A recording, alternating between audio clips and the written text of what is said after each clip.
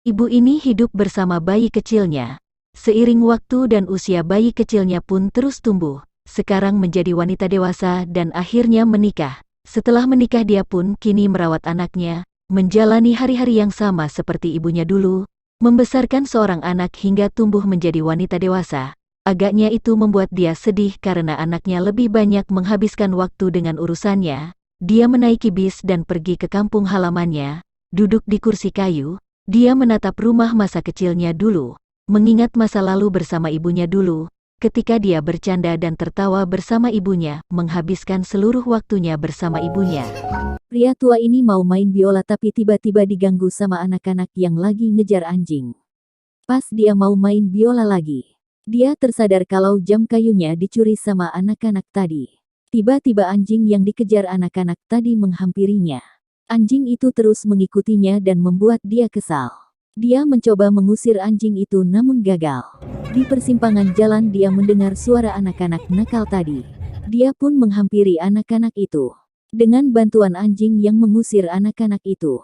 Awalnya dia senang karena artinya jam kayunya kembali.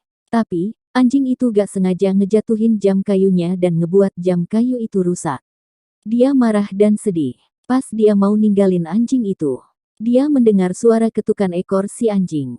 Akhirnya dengan bantuan suara ketukan ekor si anjing, pria tua itu bisa kembali main biola lagi. Di tengah hujan salju, rubah ini lagi berjalan-jalan. Tiba-tiba dia melihat seekor tikus dan mengejarnya.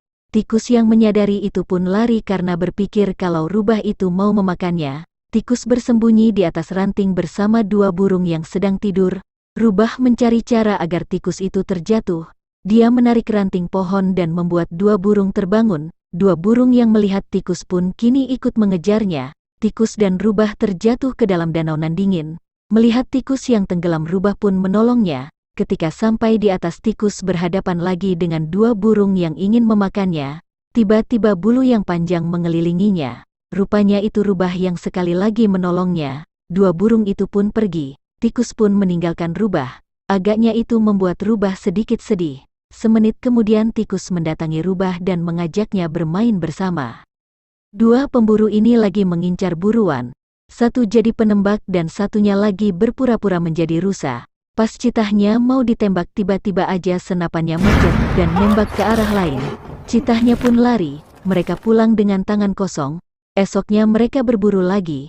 Kali ini temannya memakai kostum citah.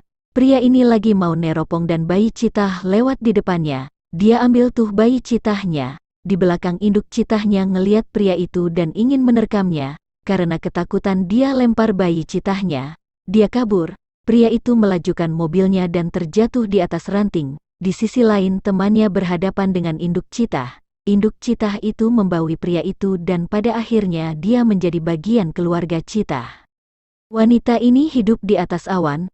Dia menghabiskan seluruh waktunya dengan merajut. Tiba-tiba seekor panda merah masuk ke rumahnya. Mereka pun berteman. Saat bermain di atas awan, wanita ini terjatuh ke gumpalan awan lain. Di sana ada rumah tua nan seram. Saat memasukinya dia melihat seorang wanita tua dengan jarum rajut di tangannya yang merajut tanpa henti, seolah menjadi robot. Itu membuatnya ketakutan dan pergi keluar dari rumah itu. Kejadian itu membuat dia sadar untuk hidup bersama manusia di bumi. Dia pun menjatuhkan kain rajutnya dan turun ke bumi. Ibu ini memutuskan untuk pindah rumah setelah suaminya meninggal.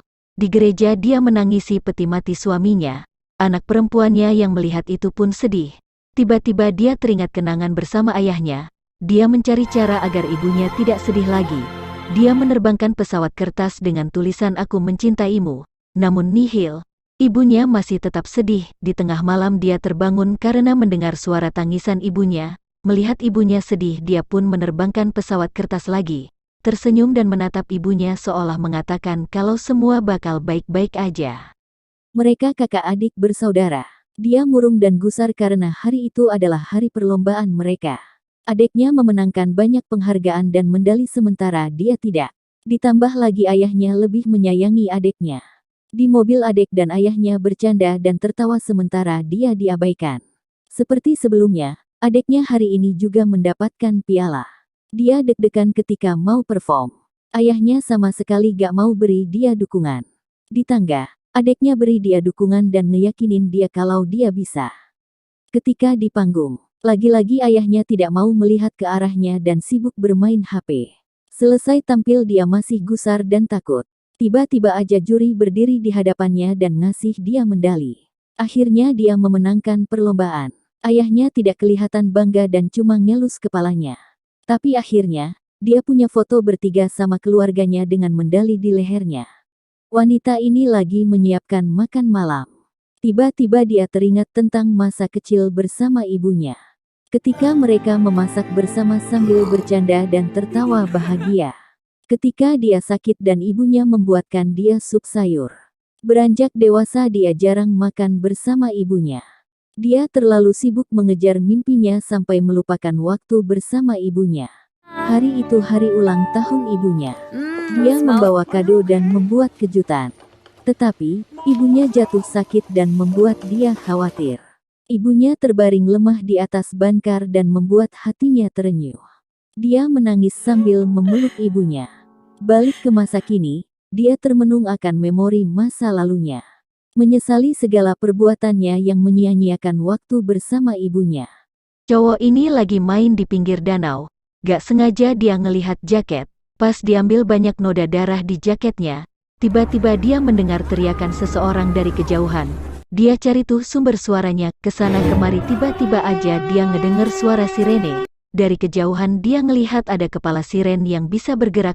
Loh, kok bisa? Karena penasaran dia datangi tuh kepala sirennya. Taunya, monster itu udah ada di belakangnya. Dia ketakutan dan terus berlari. Naasnya monster kepala siren juga terus mengejarnya. Bersembunyi di balik tembok dia kaget pas ngelihat tangan buntung dan membuat monster kepala siren menghampirinya. Dia pun terpojok dan anak cowok ini ditinggal sendirian di malam Halloween. Awalnya dia sedih tapi begitu melihat teman ceweknya dia pun senang. Mereka berkeliling meminta permen ke rumah-rumah. Anehnya tidak ada satupun permen di keranjang temannya. Pulang ke rumah, mereka menghampiri orang tuanya yang sedang berbicara bersama dokter.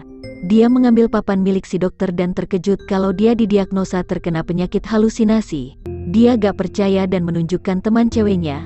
Ibunya menunjukkan foto dan itu cuma foto dia sendiri. Mereka berdua menghilang. Anak cowok itu mengejar temannya yang lari ke hutan.